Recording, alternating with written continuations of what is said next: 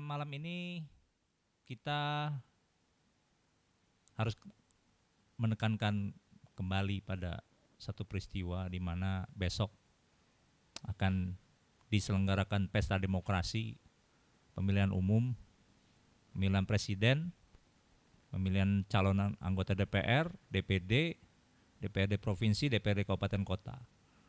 Sebuah pesta demokrasi yang sangat besar ya, karena diikuti oleh 110 juta pemilih,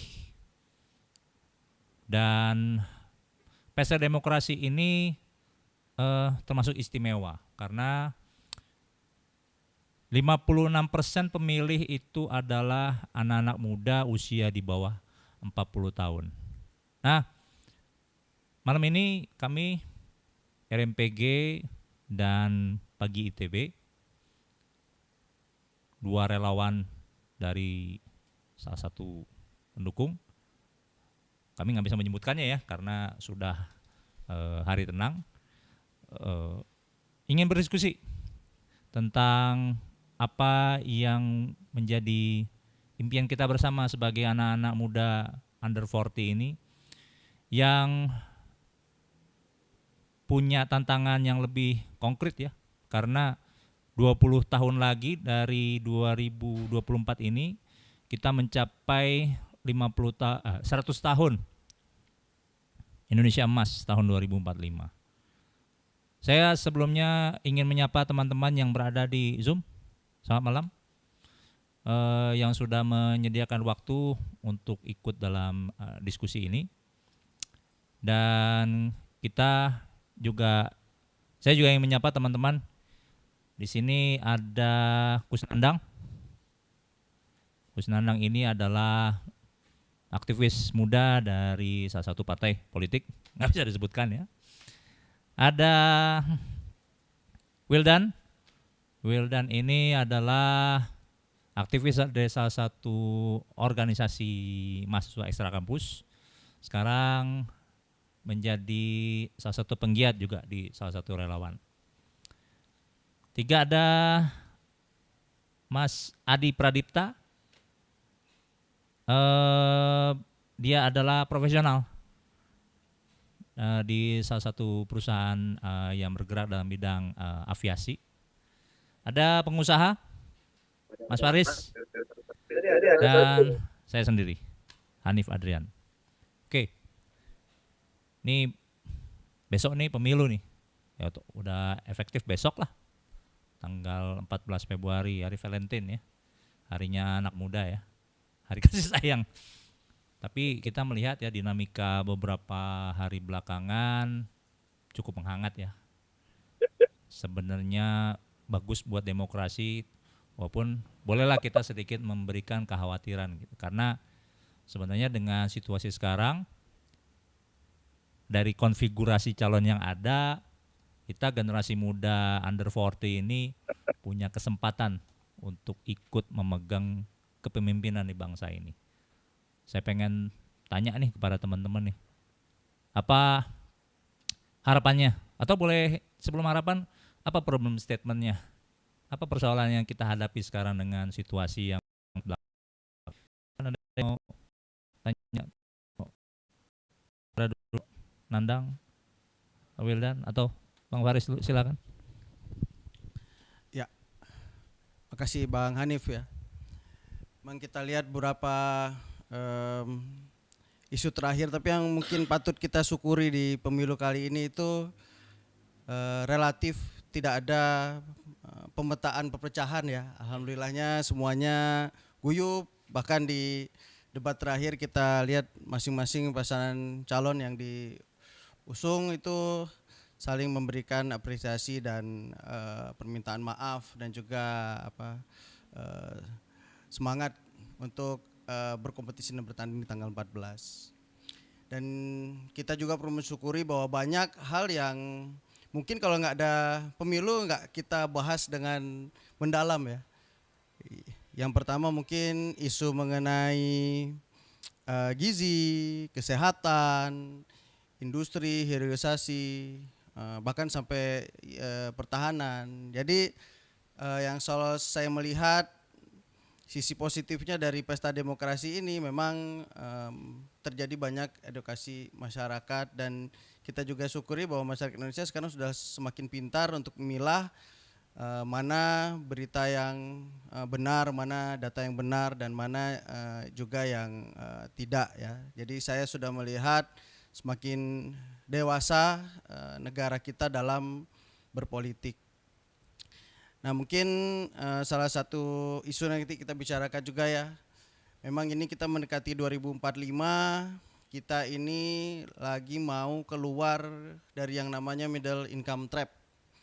Harapannya memang dengan pemilihan ini memberikan suatu pintu atau langkah agar kita bisa masuk menjadi negara maju atau OECD ya, jadi anggota OECD, di mana pendapatan per kapita naik, di mana kita menjadi negara industri, di mana kita menjadi mungkin motor perkembangan ekonomi, teknologi, budaya di tidak hanya Asia Tenggara tapi mungkin Asia dan dunia. Apalagi kita diprediksi menjadi ekonomi dengan peringkat 4 di dunia, itu yang mungkin perlu kita syukuri. Dan semua yang kita capai sampai hari ini boleh dibilang ya, kita punya pendidikan gratis di beberapa di strata tertentu ya, boleh dibilang ya.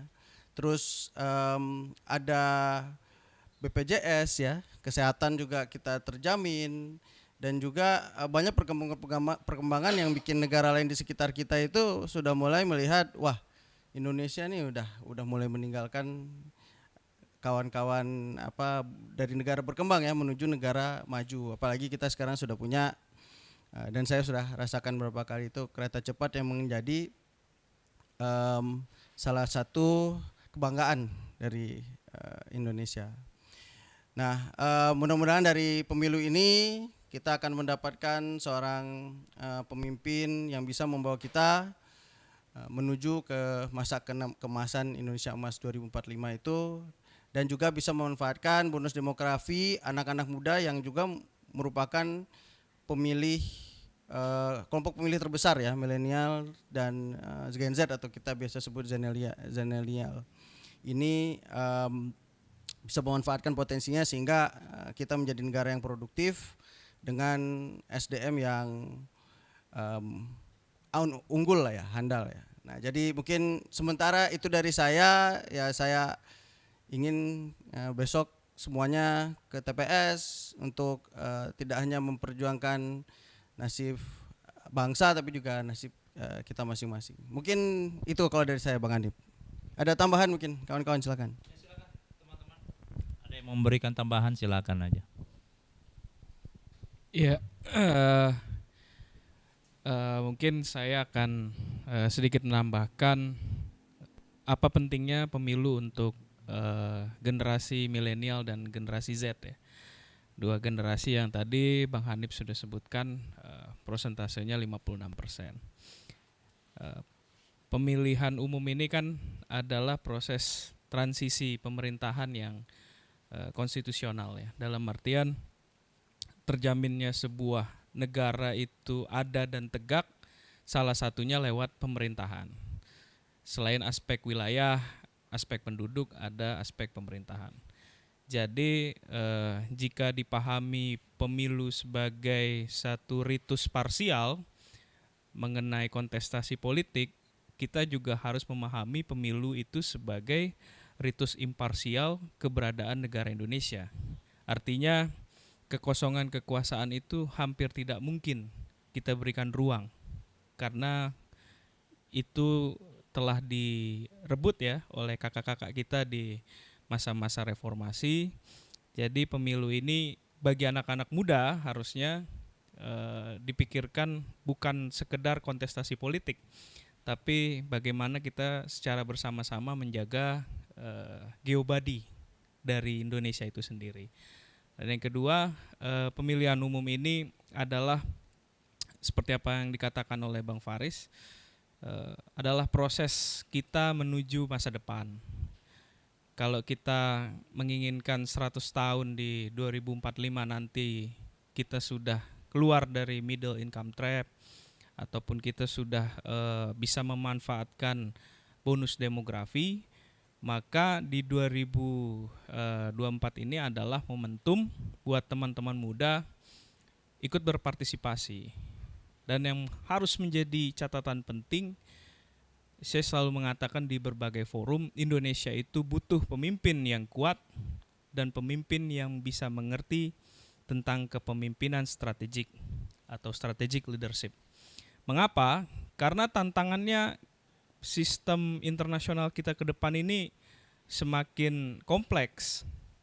Nah, ini clue yang kita harus pelajari sama-sama dan menjadi panduan kita. Ini bukan campaign ya, tapi ini gerakan penyadaran bahwa ke depannya Indonesia butuh pemimpin yang bisa memahami lingkungan strategis dari negara Indonesia itu sendiri. Mungkin itu sebagai tambahan dan catatan, Bang Hanif. Oke, itu tentang transisi demokrasinya ya, di mana kita generasi yang under 40 ini punya representasi generasi kita yang menjadi kontestan pemilu.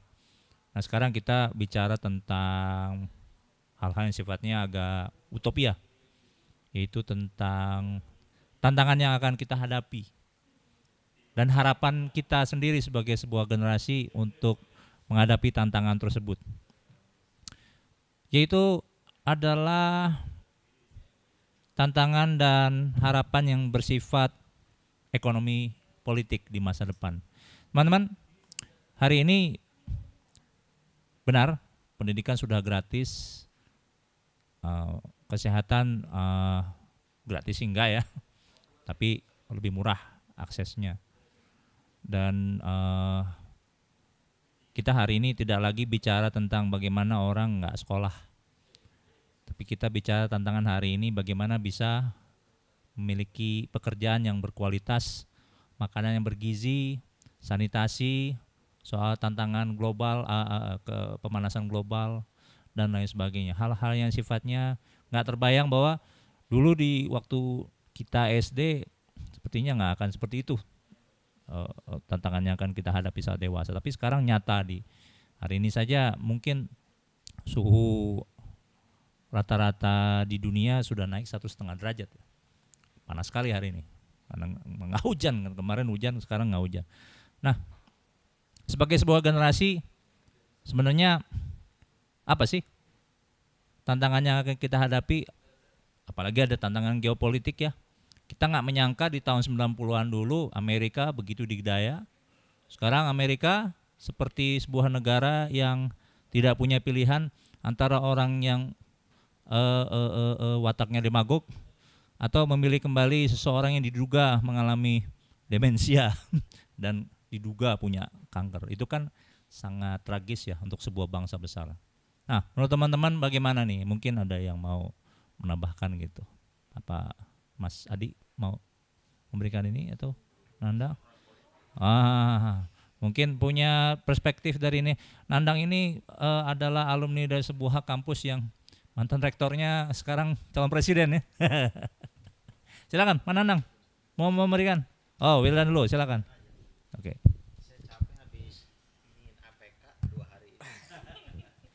Ya, terima kasih.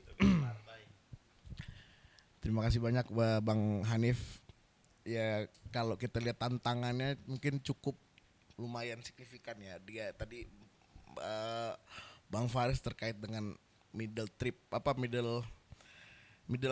income trap, terus habis itu secara ekonomi. Tapi kalau secara geopolitikal kita lihat di sini ada perseteruan antara mungkin lebih luas lagi terkait dengan Amerika dan Rusia, dengan Cina ya, di mana kita dekat sekali dengan Laut Cina Selatan mungkin ya. Itu salah satu yang mungkin bisa kita waspadai sebagai generasi muda, bahwa apakah geopolitik ini akan sampai ke Indonesia atau tidak, itu yang masih kita perlu kita lihat dari segi tantangannya. Paling kalau saya lihat situ aja sih Bang Hanif, terkait geopolitikal dan ekonomik, karena emang dua-duanya tidak bisa terpisahkan. Satunya akan berpengaruh dengan income middle dengan ekonomi trap kita, satu lagi terkait dengan apa yang ada terjadi di geopolitik kita. Paling itu aja dari saya.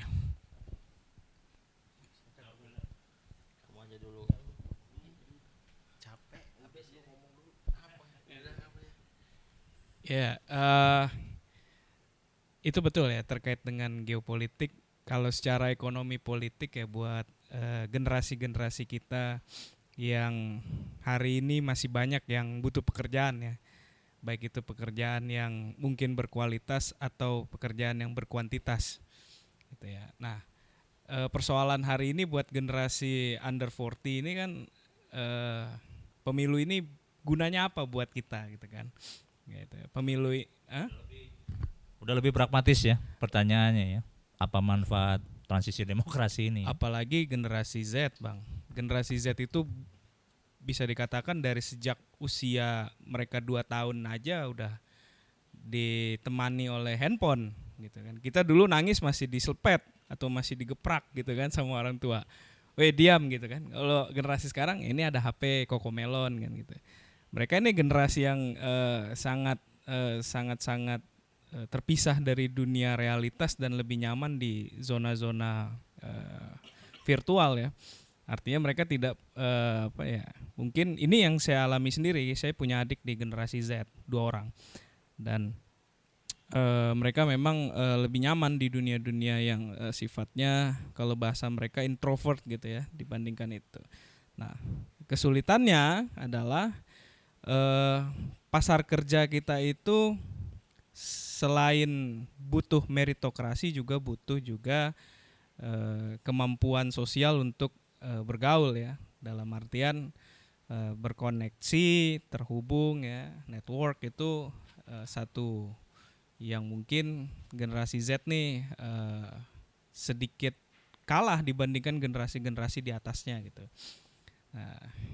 Nah, ini kan jadi tantangan juga ke depan, apakah pasca pemilu ini siapapun pemenangnya itu punya konsep nggak untuk menaungi mereka secara pekerjaan. Ada sebuah koalisi ya, ada calon presiden, wakil presiden menawarkan gagasan bagaimana industri itu membutuhkan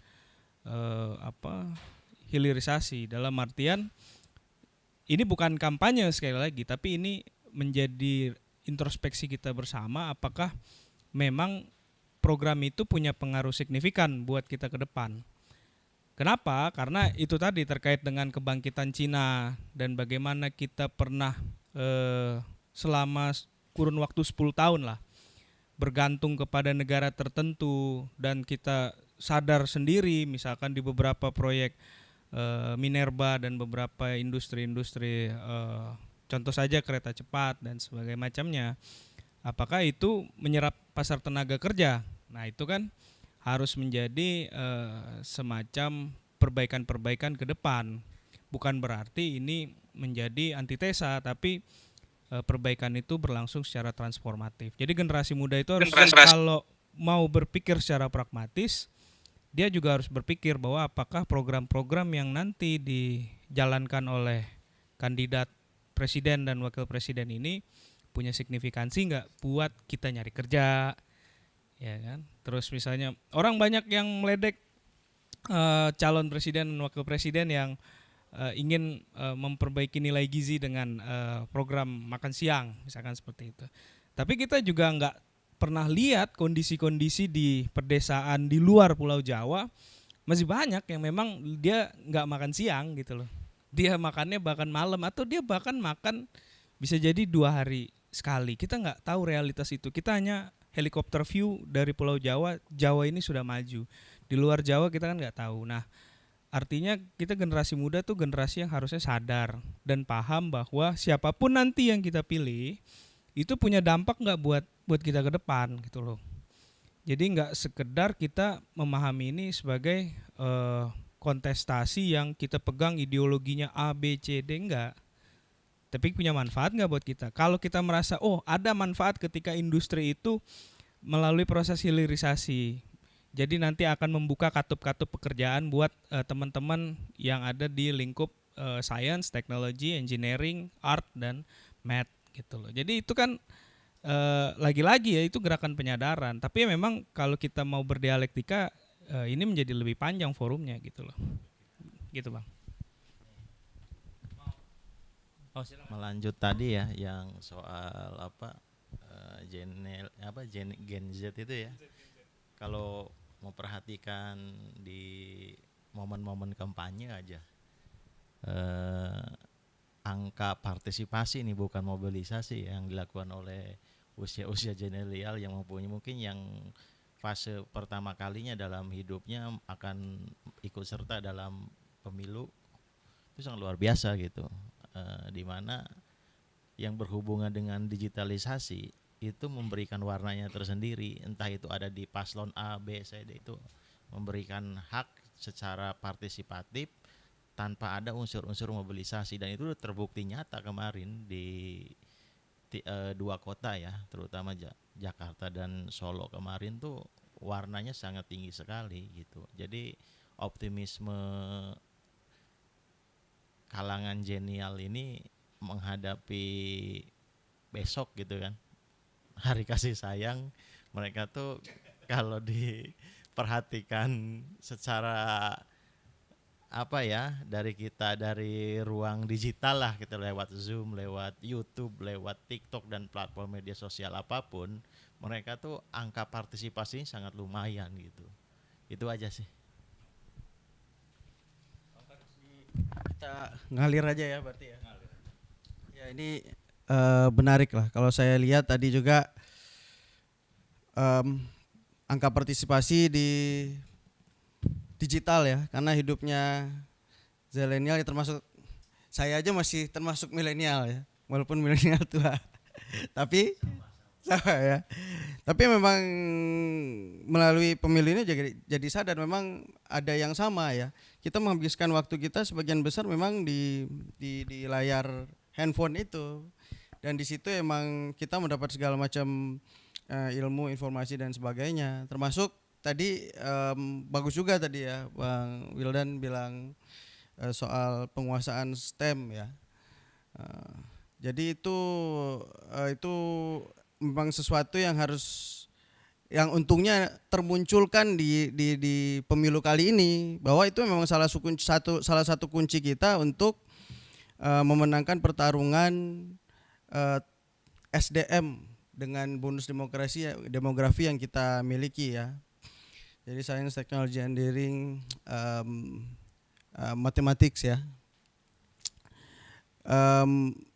Dan satu lagi mungkin penguasaan tentang AI yang sekarang banyak sudah mulai, apalagi saya senang tuh kemarin kan sudah bisa foto bareng sama AI capres cawapres, itu sesuatu yang menarik. Terus hampir semua paslon itu punya avatar AI yang lucu-lucu, yang bagus-bagus. Itu mungkin salah satu yang membantu atmosfer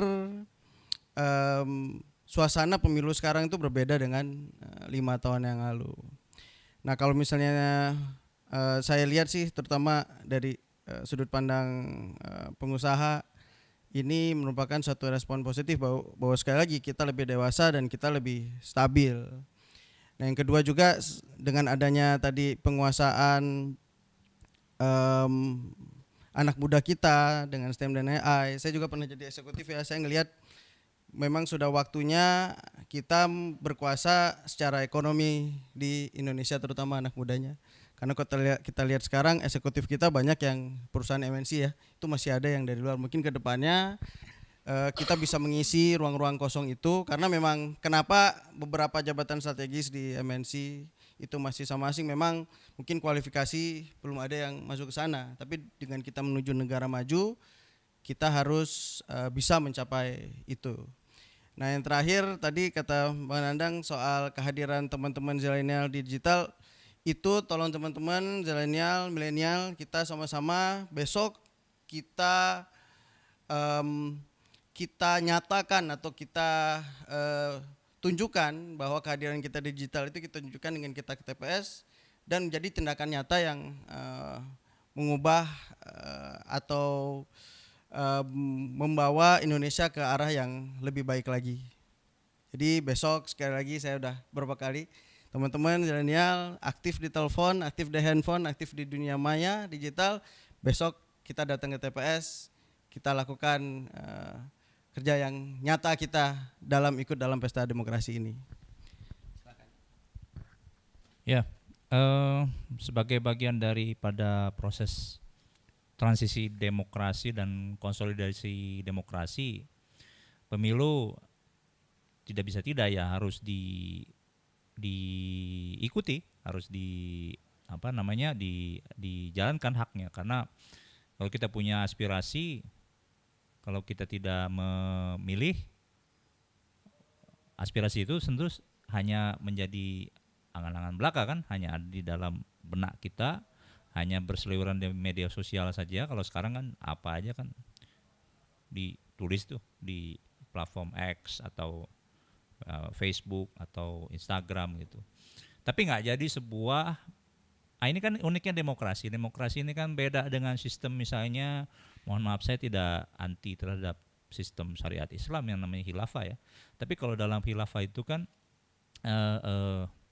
impiannya adalah ratu adil gitu, yang namanya si khalifah atau imam itu. Kalau dia dipilih dengan kualifikasi tertentu, maka ya udahlah, adil lah. Kalau beruntung, kalau nggak beruntung ya ada kan dalam sejarah Islam itu, dan sejarah juga negara-negara yang berjalan dengan teokrasi itu ya udah nasib sial aja tuh bangsa punya raja seperti itu. Tapi kalau kita bicara demokrasi kan sebenarnya rajanya kan kita semua, ya kan? Rajanya adalah rakyat itu sendiri, rakyat yang memiliki daulat atas politik, ekonomi, dan sosial budaya.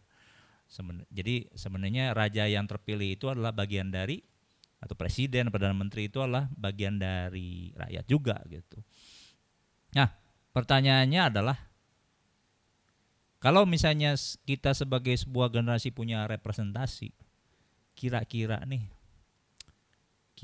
ya, ini saya lagi ngitung-ngitung kata-katanya nih, kira-kira kita punya resiliensi nggak untuk tetap mempertahankan demokrasi dengan kebebasan bicara, kebebasan berpendapat, kebebasan berorganisasi, atau kita punya tendensi untuk jatuh ke dalam populisme seperti generasi kita yang sekarang. Kan kalau kita lihat di Amerika atau di Eropa sudah jatuh dalam populisme. Kalau di negara-negara yang lawan politiknya Amerika udah jurang otoritarianismenya sangat mendalam tuh. Nah, kita sebagai generasi ini kira-kira ada nggak tendensi dari kita itu untuk menegakkan stabilitas politik dan ekonomi dengan cara-cara yang populis or diktatorship menurut teman-teman? Karena ini kita melihat ada dinamika dunia ke sana, seperti tidak ada pilihan untuk bicara tentang kebebasan, karena kayaknya kebebasan itu sesuatu hal yang mewah tapi cenderung kepada bukan anarkisme ya, tapi cenderung kepada kekacauan, suatu yang sifatnya disorder gitu. Ada nggak teman-teman punya pendapat?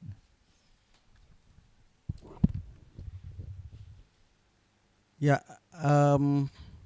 ini yang saya bilang tadi ya, alhamdulillahnya di Indonesia saat ini, saya nggak tahu apakah karena jumlah paslon kita ganjil ya, beda sama kayak di Amerika kan genap tuh, jadi either or ya, jadi kalau nggak kesini ya kesana gitu kan. Nah, dan yang kedua saya lihat memang bukannya membandingkan ya, tapi ya sekali lagi saya bilang alhamdulillahnya di pemilu kali ini terlihat bahwa kita itu pemilihnya semakin cerdas ya. Contoh setiap debat itu pasti mereka cari fakta, data itu dilihat gitu. Dan kegiatan-kegiatan yang mau menjurumuskan itu dikoreksi oleh netizen yang atau zilenial ya. Dan mungkin juga ada baby boomers dan X itu yang mencari tahu tentang fakta dan meluruskan sendiri di jagat maya. Nah, ini yang menurut saya agak berbeda, karena mungkin kalau di sana di negara lain gapnya mungkin jauh antara yang telah terpelajar dengan tidak, apalagi di sana universitas itu merupakan lebih ke pilihan ya. bukan mereka nggak mampu, kadang-kadang memang nggak mau aja. Dan mungkin sekarang juga udah banyak sertifikasi yang mungkin kita juga akan menuju ke sana ya, vokasi akan lebih penting. Tapi saat ini di Indonesia memang jumlah sarjana perguruan tinggi banyak, dan itu mungkin mempengaruhi pilihan-pilihan kita sehingga kita bisa memilih cerdas. Jadi kediktatoran terjadi itu pasti banyak yang oppose atau banyak yang melawannya. Populisme juga, orang mengikuti populisme semata-mata karena seorang itu populer sehingga dia diikuti ya. Amin misalnya seperti Hitler gitu. Di sini juga orang bisa ngeliat faktanya bahwa oh faktanya nggak seperti itu kok. Oh ternyata faktanya yang benar itu, yang jelek itu. Jadi walaupun banyak yang, atau bahkan misalnya ada sebuah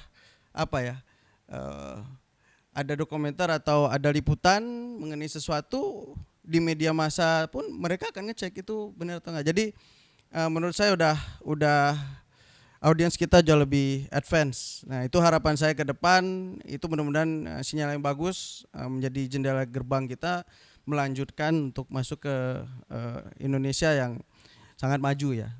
Mungkin itu dari saya.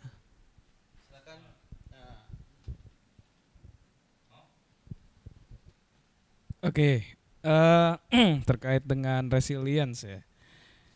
Mungkin gak sih anak-anak muda kita ini ke depan setelah pemilu ini mampu dalam tanda kutip mempertahankan keutuhan negara kesatuan. Menyambung ke Bang Faris, kalau saya lihat memang karakter masyarakat kita ke depan ini kan karakter masyarakat yang sudah terinfluence oleh persebaran informasi yang luar biasa di dunia digital. Jadi kalau dibilang bisa membalance sistem pemerintahan sudah otomatis ya. Bahkan jari-jari netizen ini kan yang banyak ya dimotori oleh generasi Z, generasi milenial, generasi X, bahkan baby boomer saja masih rajin nge-tweet gitu kan, masih rajin memberikan statement-statement di Instagram. Artinya untuk endurance kita menciptakan sebuah sistem politik yang mengutamakan kepentingan negara atau demokratik ya, atau berbasis demokrasi itu masih sangat mungkin dan terbuka. Dan pertanyaannya kan, kalau kita tertakut-takuti, oh ini dipimpin oleh A, B, C, D, ini akan ada resiko ini kan. Mereka saja tiga-tiganya kan melalui proses yang demokratis kan, itu bukan proses ya seperti Myanmar gitu kan. Ya udah hampir nggak ada celah lah untuk saat-saat ini. Artinya kalau dikatakan mungkin nggak sih kita mempertahankan sebuah keutuhan bangsa, komitmennya harus sama gitu loh.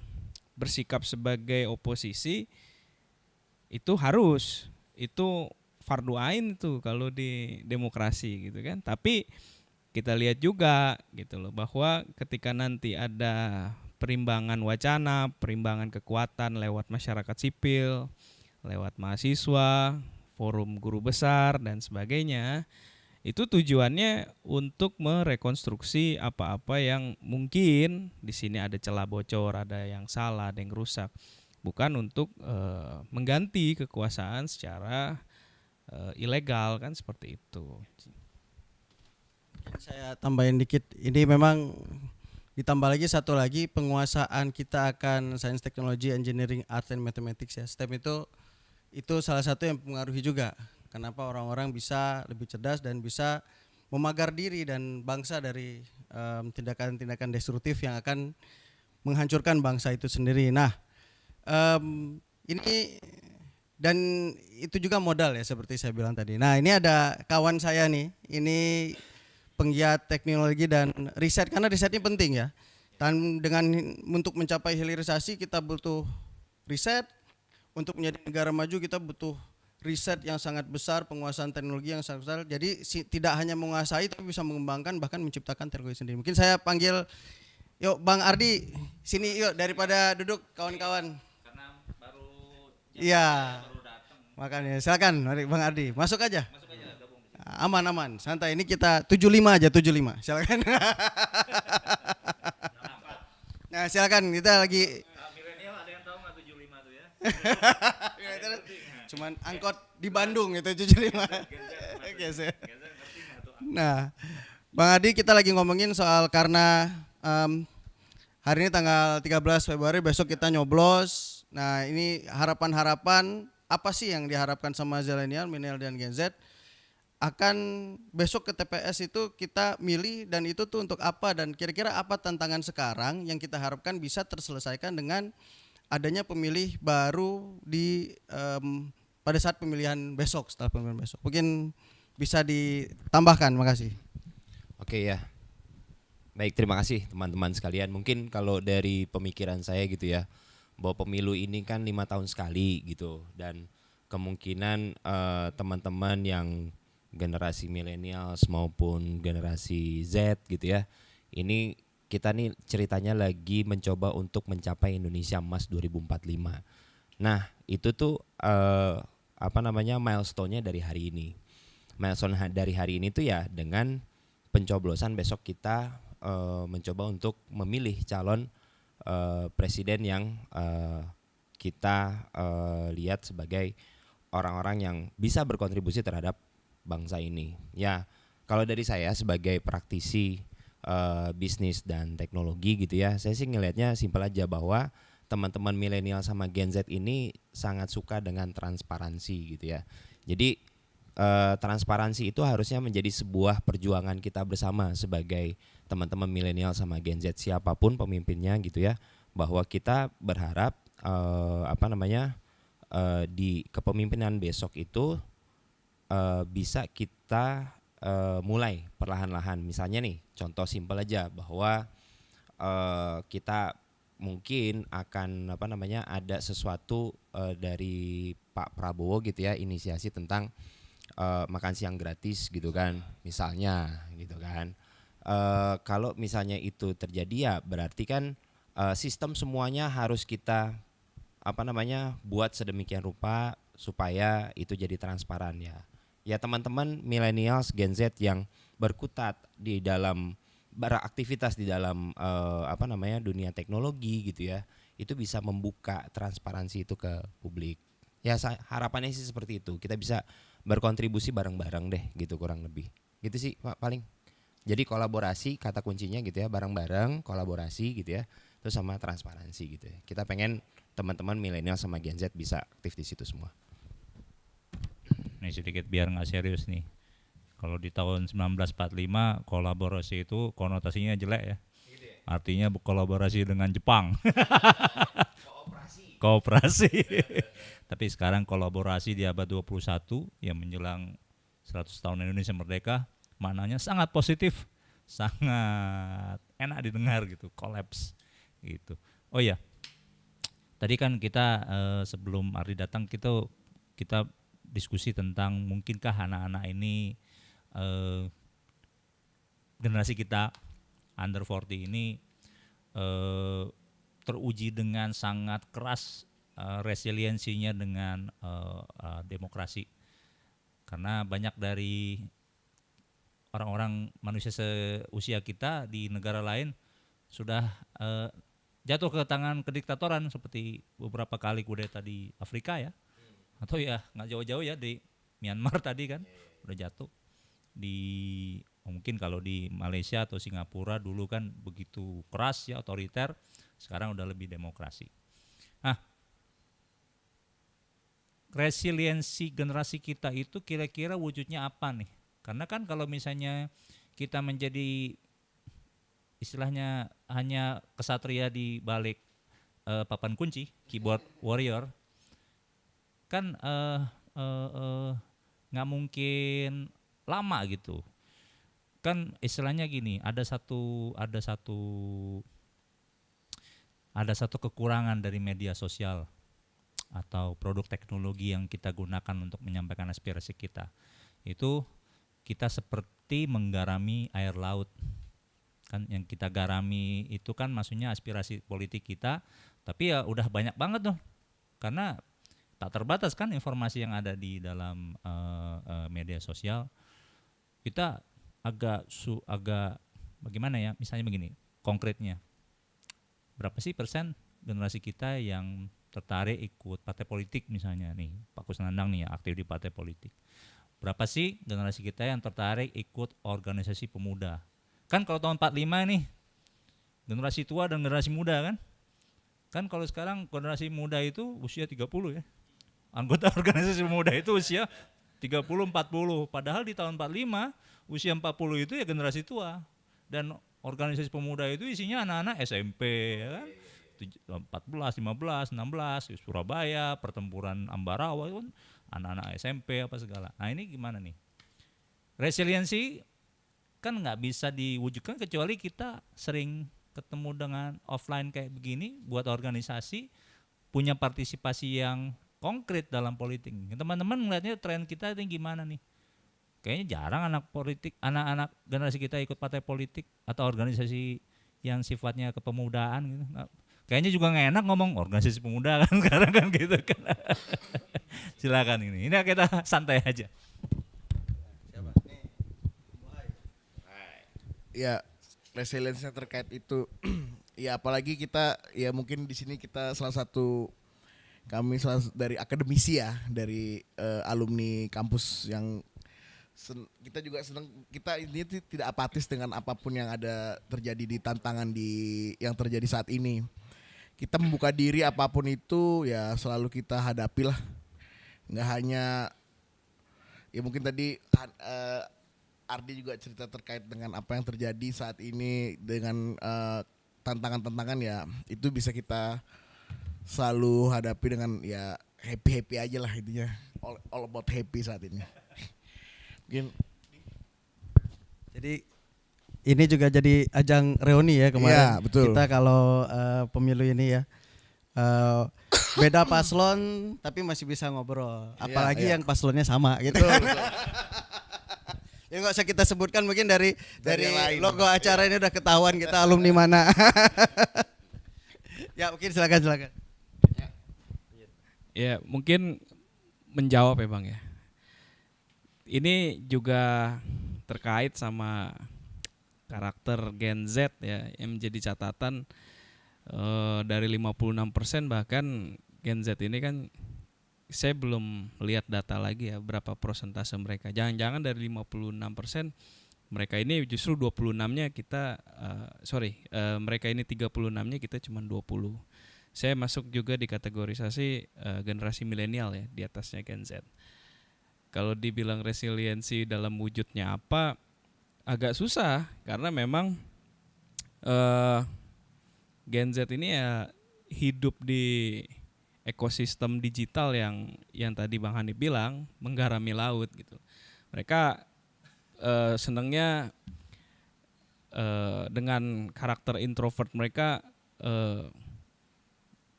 mental healing gitu kan. Mereka lebih suka dengan isu-isu yang kalau kita klasifikasikan ya receh-receh gitu kan. Tapi emang begitu karakter mereka. Bahkan ada sekarang gerakan SJW ya, Social Justice Warrior gitu kan. Tembok bolong aja bisa dipermasalahin tuh sama SJW kan, bisa dikritik kan gitu. Nah, tapi itu sudah kehendak zaman kalau menurut saya. Justru makanya harus ada calon presiden atau wakil presiden yang punya saluran atau kanalisasi buat mereka lewat science, technology, engineering, art and math ini ya. Bukannya kita mengalienasi mereka dari dunia sosial, enggak. Tapi paling tidak mereka ketika tidak mau atau sudah apatis ya, aduh ngapain sih masuk. Misalnya saya sebut brand aja, KNPI gitu kan, Komite Nasional Pemuda Indonesia gitu kan, pemimpinnya bapak-bapak kan gitu. Ya dengan sendirinya mereka alergi gitu kan. Saya ngapain gua masuk partai politik? Sementara ini kan partai politik sebenarnya lagi berusaha juga untuk membangun citra baik ya kan, pasca kemarin mungkin ada beberapa kekurangan atau negatif yang ada di dalam proses eksekutif maupun legislatif. Ini saya lagi backup korda saya ini Panandang gitu ya. Nah artinya kita juga harus juga memahami kehendak zaman bahwa kalau mereka nggak mau berproses di dalam organisasi politik maupun organisasi kepemudaan yang tidak lagi muda itu, gitu ya, ya mereka ini harus ada kanalnya lewat Steam itulah, ya kan? Ya, jadi lewat itu yang akhirnya mereka ya udah lo masuk ke dunia industri, bukan kita juga bikin lu menjadi buruh tidak, tapi paling tidak perspektifnya lewat pengembangan sains akhirnya dia bisa riset. Lewat teknologi dia buat kemajuan-kemajuan di bidang teknis. Lewat engineering itu dia nanti terkait dengan bagaimana membuild infrastruktur maupun suprastruktur yang ada di negara ini. Lewat art dia mencoba menambahkan elemen-elemen sosial humaniora. Lewat math dia punya kanalisasi yang juga sama pentingnya. Artinya catatannya ya justru kita harus lihat capres mana, cawapres mana yang punya perspektif itu gitu loh. Ini kan enggak. Iya komitmen dalam artian kan dalam artian orang udah enggak sorry ya generasi Z yang tidak minat terus kanalnya apa? Daripada mereka yang tadi Bang Hanif bilang bukan anarki, lebih ke banal gitu ya. Daripada dia jadi banal ya kan, banality society ya kan, akhirnya bahaya juga gitu. Akhirnya kita masukkan mereka ke yang Bang Faris bilang, ke dunia vokasi, dunia yang sedikit teori banyak praktik gitu kan. Ya, itu lebih dibutuhkan mungkin untuk sistem perdagangan internasional kita yang udah mulai sangat plural dan terbuka sekarang ini gitu loh. Ya contohnya siapa? Vietnam sekarang sudah bisa menjadi negara industri yang meskipun ada kategorisasi tertentu ya yang bisa dijelaskan di ekonomi, tapi paling tidak kan kita mau ngelihatnya pemuda-pemuda ke depan nih kayak gitu. Jadi mereka nggak sibuk buat ngelawan negara gitu kan. Kalau ngelawan ya boleh aja namanya demokrasi gitu kan. Tapi apa basicnya? Basicnya gue punya science. Gue belajar AI di teknologi, gue belajar tentang engineering. Ini aspal jelek kualitasnya segini, ya nggak apa-apa. Kalau ada broron berikutnya ya boleh juga gitu kan. Atau dia belajar tentang matematik, waduh ini transparansi begini, ya silakan. Tapi lewat kanal profesionalitas, lewat kanal vokasional itu sendiri. Mungkin kehendak zamannya ke arah itu kali Bang yang gue lihat. Gua mau nambahin dikit ininya ya. Kalau teman-teman kalau kita flashback dikit ya, flashback ya. Ini tadi gara-gara tadi ngomong Steam, gue jadi ingat beberapa kegiatan atau diskusi yang kita bikin yang kita lalui ya. Ini gara-gara boleh dibilang gara-gara pemilu ini banyak banget yang kita omongin dan banyak banget kita cover, banyak banget yang kita dapat ya. Mulai dari kita ngomongin teknologi itu mungkin AI yang benar-benar lunch briefing orang-orang nonton kita lunch dulu. Terus sampai ke energi ya, yaitu energi transfer ya itu ya. Transisi energi. Lalu kita membicarakan soal gizi. Lalu kita makan siang ya. Kalau kita membicarakan soal industrialisasi, kita membicarakan soal hilirisasi, pertahanan. Nah, ini kalau misalnya boleh nanya nih ya, dari teman-teman ini yang menurut kalian yang paling menarik isu apa aja sih? Ini mungkin kok saya batasin aja 3 isu nih gitu misalnya. Kalau saya sih tadi memang yang saya lihat tuh pertama kita ngomongin soal green and blue technology ya, gimana kita masih bisa berkembang banyak di sana, termasuk dengan transisi energi ke yang lebih teknologi yang lebih hijau dan ramah lingkungan untuk menghadapi climate change misalnya. Yang kedua saya senang pertahanan banyak banget yang kita dapetin ya, terutama untuk orang awam itu yang kita lihat kemarin. Dan yang ketiga tuh emang banyak pembicaraan kita tentang industrialisasi dan hilirisasi. Kenapa Kak saya rasa penting? Karena menurut saya dari 3 ini yang saling bahu-membahu satu sama lain ya, teknologi green and blue untuk men-tackle climate change, hilirisasi yang juga akan mengurangi dampak perusakan lingkungan, dan juga terakhir saya lihat dari masuknya atau terlibatnya masyarakat lebih jauh tentang bagaimana kita bisa mandiri. Ya, karena mandiri secara pertahanan itu setelah kita bicarakan itu artinya kita mandiri secara industri ya. Industri, salah satu industri yang paling high tech itu adalah pertahanan, dan kalau kita bisa menguasain itu kita udah, misalnya pusat penelitian angkatan darat kita bisa kayak DARPA ya, hal-hal seperti itu. Nah itu kalau dari saya nih, karena menurut saya 3 hal itu yang akan menopang kita untuk jadi negara yang sangat maju. Nah mungkin dari teman-teman apa sih kira-kira dari yang kita bahas selama ini?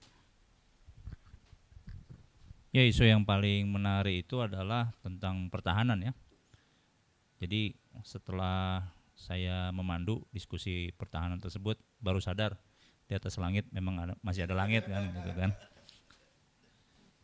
Jadi kalau ingat-ingat di tahun 90-an dulu, zaman Orde Baru dulu, kita sangat percaya dengan yang namanya Hankam Rata ya, pertahanan keamanan rakyat semesta, bahwa alat pertahanan negara selain punya fungsi sosial politik ya, kayaknya itu fungsi pertama itu waktu itu ya, fungsinya sosial politik, baru fungsi kedua adalah pertahanan gitu. Dan pertahanan juga lebih banyak menggunakan kita sebagai resource ya, karena dari kecil aja udah ikut bela negara namanya pramuka. Nah, kemudian SMP ikut paskibra ya kan gitu.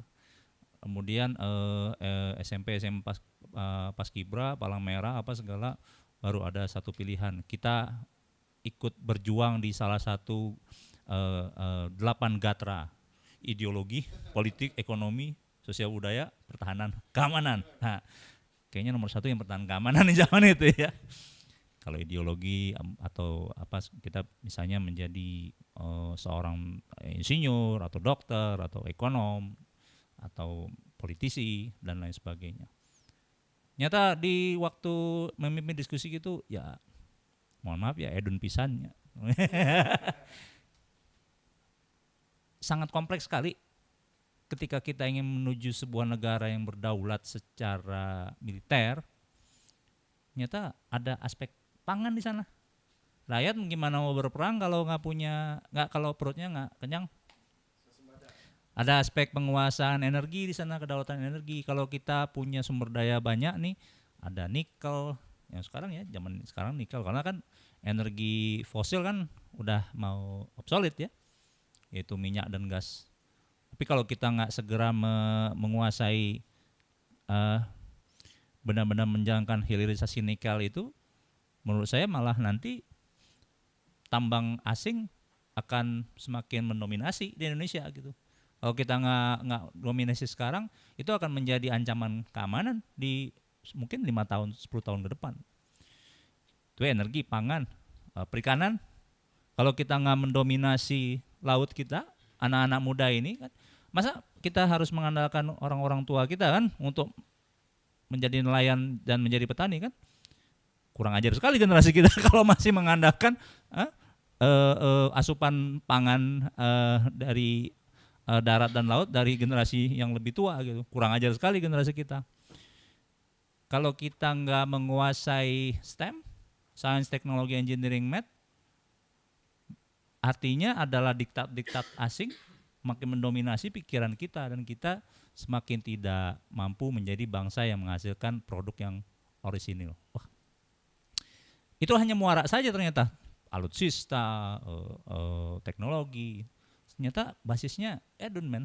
Kita harus kuasain pangan, kuasain energi, kuasain laut kita, kuasain teknologi di udara gitu. Apa yang terjadi kalau misalnya ada salah satu platform kemarin ya yang di ban pemerintah ya, kita nggak usah sebut ya namanya ya, itu kan menguasai pasar yang produk yang menjual barang favorit generasi kita, baju apa segala gitu. Tapi dan itu kan menjadi problem karena ternyata produk yang dari negara asalnya membanjiri pasar kita kan. Begitu di ban, edun pisannya, orang teriak malah karena banyak orang yang menggunakan platform tersebut untuk jualan. Wah, kedaulatan kita dalam bidang perdagangan menjadi problem sekali. Kenapa? Karena kita nggak punya teknologi marketplace-nya gitu untuk yang mendominasi kita. Ini kan problem. Jadi pas ngomong pertahanan itu, basic yang harus kita kuasain banyak banget ternyata gitu. Jadi itu yang berkesan lah buat saya ya tentang isu pertahanan gitu. Dan kalau kita memilih pemimpin besok ya salah satu dari ketiganya siapapun yang menang itu harus punya komitmen kuat tentang kedaulatan bangsa ini, kedaulatan nasional ini, karena itu bukan hal yang bisa ditawar-tawar lagi gitu untuk 5 tahun ke depan. Itu kalau dari saya. Mungkin ada yang mau nambahin, Om Nandang nih. Kira-kira yang paling favorit di antara semua isu yang kita bawa ini isu yang mana? Apa sama juga pertahanan nih? Kalau saya lebih ke isu lingkungan ya. Saya kira ya itu tadi, jika melihat antusiasme para pemilih muda ya, yang milenial pun genial itu, mereka tuh sangat gembira ketika ada salah satu cawapres kemarin dalam debatnya yang ketiga tuh yang pakai istilah-istilah asing tapi mengarah kepada soal-soal yang relevansinya ke ramah lingkungan gitu. Mereka tuh sangat perhatian dan antusiasmenya luar biasa sekali. Dan itu salah satu momen ya bagi saya pribadi gitu ya. Kebetulan 2 hari ini saya pun dengan rekan-rekan di partai politik ya, itu sangat antusiasme juga membantu para petugas Satpol PP menertibkan dan menurunkan APK dari semua ini. Dan alhamdulillahnya bahan-bahan yang kita pakai untuk APK itu tuh bahan-bahan yang bisa didaur ulang gitu. Nah, itu ya ada seperti bambu, dia bukan yang terbuat dari plastik atau apa gitu kan. Dan sangat bermanfaat lah ke depannya, dan itu sangat menggembirakan juga ya sih. Antusias ya nyopotin ya. Antusiasmenya sangat tinggi Pak Hanif. Antusias ya. Jadi itu kan menarik tuh. Bahwa ya mungkin karena kita dari kecil diajarin operasi semut, ingat nggak kalau perkemahan Sabtu Minggu ya Persami ke Pramuka kan itu sebenarnya malas, tapi kalau udah jalan kan semangat tuh gitu kan. Tapi ternyata itu menarik ya buat anak-anak itu, walaupun lelah tapi kan komitmen untuk menjaga kebersihan, keberlanjutan lingkungan itu sangat relevan dengan aspirasi mereka. Jadi udah ada yang siap menampung dan menciptakan circular economy juga. Nah, mungkin itu yang berbeda. 5 tahun lalu kayaknya belum ada yang ngomongin circular economy, belum ada yang nampung limbah-limbah pesta demokrasi nih. Nah, mungkin itu yang menarik ya, berarti isu lingkungan ya. Mungkin dari kawan-kawan yang lain, Om Bohai, paling menarik apa? Nah ini nih, Om Ardi. Apa ya? Dari tadi mikir yang top of mind-nya itu sebenarnya adalah soal ekonomi bisnis dan teknologi gitu ya. Bahwa saat ini kita sebenarnya kalau urusan teknologi itu teman-teman kita tuh udah banyak. Kalau kita bicara hari ini kan IT nih yang paling ininya ya, paling top lah di lapangan gitu. Meskipun ada industri-industri lain juga yang menggunakan teknologi advance. Nah, yang paling krusial dari teknologi ini adalah jangan sampai kita itu gagal dalam membuat sebuah regulasi terhadap kemajuan teknologi ini yang kita bahas kemarin tentang artificial intelligence gitu ya, bahwa ya sebenarnya kita perlu nih mulai berpikir tentang ethics dari penggunaan AI itu sendiri gitu ya. Jadi saya merasanya itu kalau kita isunya pangan gitu ya, saya pikir negara Indonesia itu kan negara agraris, dari dulu kita diajarin zaman SD gitu ya.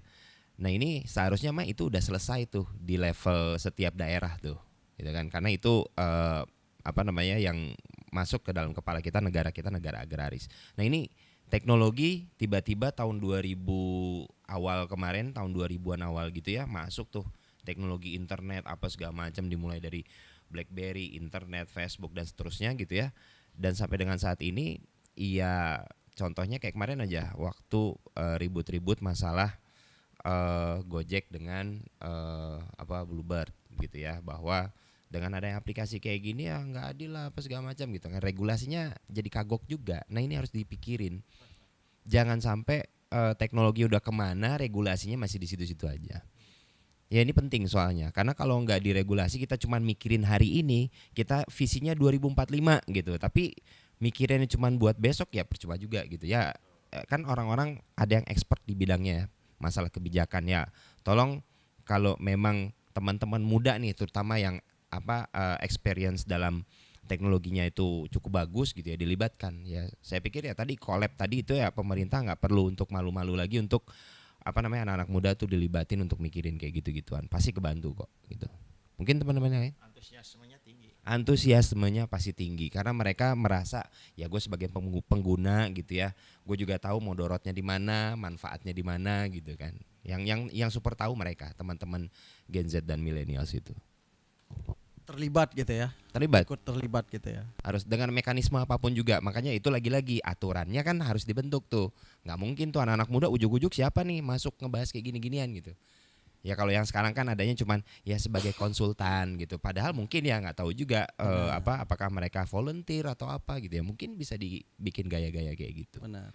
Berarti perannya juga bisa ikut terus setelah pemilu Iya, ini. jadi aktif Ya, selama ini. Mengembangkan dan mengawal gitu Iya, ya. mengembangkan dan mengawal. Yang gue pikir anak-anak muda sekarang juga kayaknya bingung. Gue sebenarnya punya pemikiran tapi nggak tahu wadahnya siapa nih yang bisa gue taruh pemikiran gue ke DPR. Ya tahu sendiri kayak gimana kan gitu. Nah untuk mempercepat semuanya kita harus konsolidasi, kolaborasi dan seterusnya.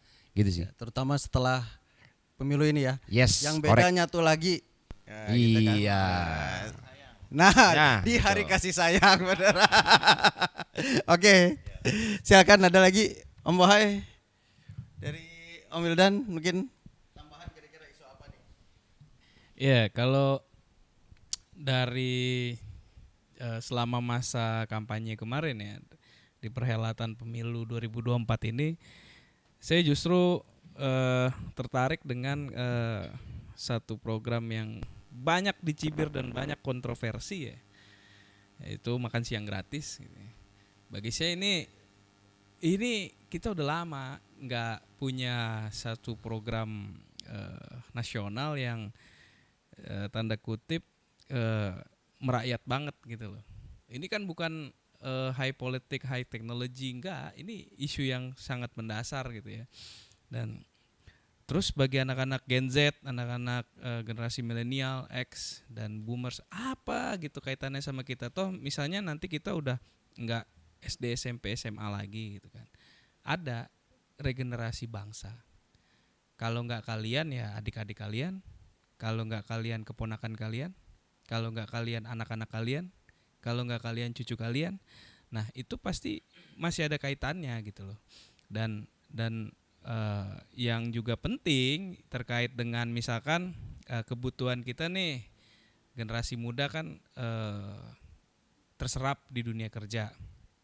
Ada mungkin rekan-rekan kita yang kurang beruntung ya, tidak bisa mencapai pendidikan yang maksimum dalam artian pendidikan tinggi. Ini kan punya kesempatan gitu.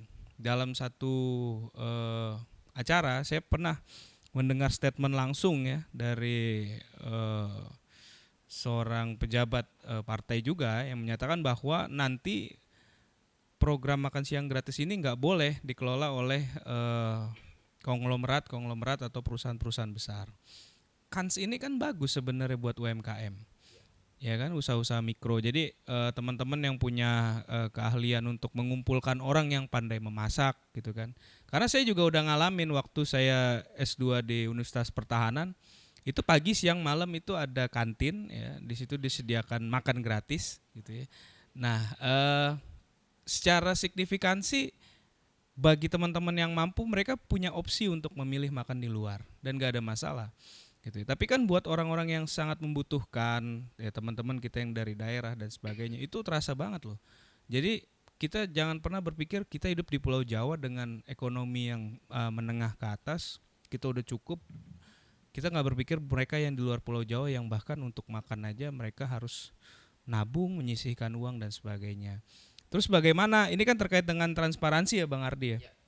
Ya kita bikin nanti regulasinya, ya kan, task force-nya kita buat gitu loh, siapa yang nanti akan menjadi stakeholder yang akan memayungi. Dan beberapa negara di luar negeri ya, itu juga di SD SMP-nya itu udah terbiasa, SMA-nya ada makan gratis di siang hari gitu. Jadi nggak usah heran, ini bukan program yang benar-benar datang dari inspirasi kenabian gitu ya. Tiba-tiba lewat siapa Nabi Khidir misalkan membisikkan capres tertentu ada makan siang gratis. Enggak, ini tuh meneruskan tren dunia aja sebenarnya, dan Indonesia kan harusnya mensyukuri gitu loh, bahwa ke depan yang perlu kita concernkan adalah pengawalannya, transparansinya, regulasinya jalan nggak, stakeholder yang menjalankan terindikasi korupsi nggak, kayak gitu loh. Bukan baru awal-awal kita berpikir buat apa makan siang gratis. Kalau di Jawa, kalau ekonominya sudah menengah, itu layak kita ngomong kayak gitu. NTT, Maluku, tanpa saya bermaksud untuk menghina teman-teman di daerah tersebut ya, Papua, Kalimantan Utara, yang gunung itu memisahkan dia dan sekolahnya, itu harus dipikirkan juga. Jadi saya cukup tertarik. Ya juga ya, jangan-jangan nanti adik-adik gua, ponakan gua itu ya bisa dapat stimultan lah untuk semangat belajar. Apakah ada kaitan langsung sama gizi? Kaitan langsung sama gizi kalau kita bicara ke ibu hamil ya. Gitu. Tapi kan paling tidak ketika kita memberikan mereka makan siang gratis, sekolahnya jadi lebih beres gitu, nggak ngantuk, nggak madol gitu kan, kalau anak Jakarta nggak madol kan, gitu kan. Ya itu kan jadi satu probabilitas ke depan kita akan menyalurkan mereka ke science, technology, engineering, art and math itu juga gitu loh. Ini pintunya gitu loh. Kita susun struktur untuk ke depan manusia Indonesia ini SDM-nya nggak lagi kalau di dunia Instagram ya, atau dunia Twitter atau X itu bilangnya SDM rendah. Enggak, nanti kita SDM menengah sampai SDM atas, kan kira-kira gitu. Mungkin nambahin, ini benar, makan siang ini salah satu yang paling populer ya. Dan ini salah satu yang saya bilang tadi, fact check tuh orang ngecek benar, ternyata Indonesia bukan negara pertama yang menerapkan ini, udah ada 76 negara lainnya. Dan itu gara-gara pemilu itu orang juga jadi tahu. Oh ya, ada fakta-fakta seperti itu ya. Nah, ini juga menarik. Yang kedua tadi saya lihat karena pemilu ini gagasan-gagasan tuh yang aneh-aneh, yang cemerlang-cemerlang, ya, yang mencibir, yang mendukung tuh pada mendukung. Tapi semuanya itu memang ya benar revolusioner lah ya. Nah, karena ini meskipun ya orang yang ngomong segala macam, yang menikmati, yang mempengaruhi, yang terefek itu paling banyak kita, generasi milenial dan generasi Z. Makanya penting banget teman-teman terlibat aktif coblos besok pagi. Mungkin itu dari saya, Bang Hari. Mas, udah cukup. Oke. Baik. Sepertinya kita sudah tiba ya di penghujung diskusi ini.